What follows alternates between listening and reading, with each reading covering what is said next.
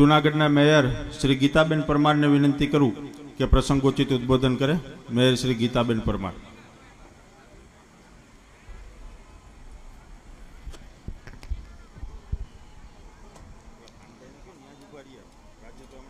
बोलो भारत माता की वंदे।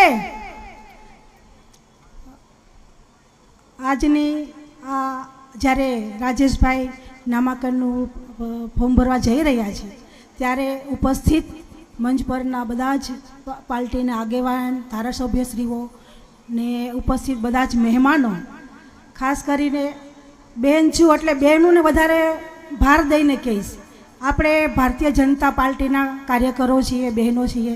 અને આપ જોઈએ તો નરેન્દ્રભાઈએ જે બહેનો માટે વિશેષ કે જે કાર્યો કર્યા છે એ તમને તો યાદ છે, પરંતુ લોકોને પણ યાદ અપાવવા પડશે।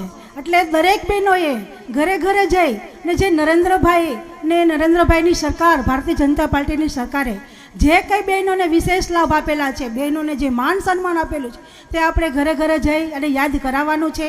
કારણ કે યાદ કરાવવું પડે, લોકો ભૂલી જાય છે, સવારે શું જમાવો છે ખબર નથી હોતી, પરંતુ એમને યાદ કરાવવું પડે છે।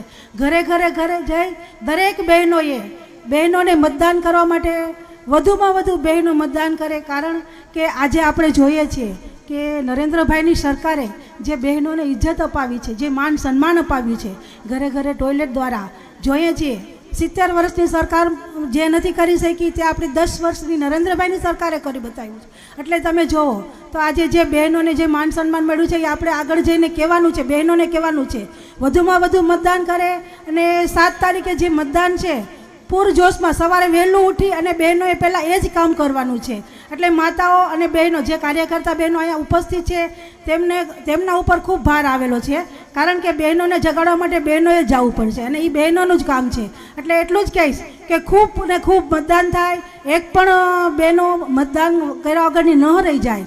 આજુબાજુની બહેનોને સમજાવવાની છે કે જે નરેન્દ્રભાઈની સરકારે આજે આપણે જોઈએ છીએ કે બહેનો માટે ટોયલેટ તો ઠીક છે, પરંતુ ઘરે ઘરે જે ઉજ્જવલા યોજના દ્વારા જે ગેસ કનેક્શનો, બાટલા છે, અને માતાઓને, વિધવાઓને પેન્શન આજીવન, જેમને દીકરા હોય તો ઠીક છે અને ન હોય તો ઠીક છે, એમને પણ જે આજીવન પેન્શન આપે છે, આવા અનેક જે બહેનો માટેના જે ફાયદાઓ છે એ બહેનોને સમજાવવાની છે। અને બહેનો જેણે લાભ લીધો છે એ દરેક લાભ કરતા બહેનોને આમાં જોડી અને ઘરે ઘરે જઈ પ્રચાર નરેન્દ્રભાઈનો અને આપણા રાજેશભાઈને ફરીવાર, ત્રીજી વાર, કારણ કે દેશને સુરક્ષિત રાખવા માટે નરેન્દ્ર મોદી સિવાય બીજા કોઈ આપણી પાસે છે જ નહીં ઉપાય। કારણ કે આપણે જોયું યુક્રેન વખતે, જેના યુક્રેનના રાજા પોતાનો દેશ મૂકીને જ્યારે વયા ગયા હતા, દેખાતા નહોતા, તમે જોયું, પરંતુ આપણા નરેન્દ્રભાઈ આપણા દેશને સુરક્ષિત, આપણા એક સારા વ્યક્તિના હાથમાં આપણા દેશની ડોર આપેલી છે।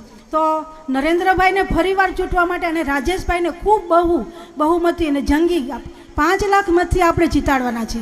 એટલે વધુમાં વધુ મતદાન થાય, વધુમાં વધુ બહેનોએ આગળ આવી અને બહેનોને પ્રયત્ન કરવાના છે। વંદે માતરમ, ભારત માતા કી જય।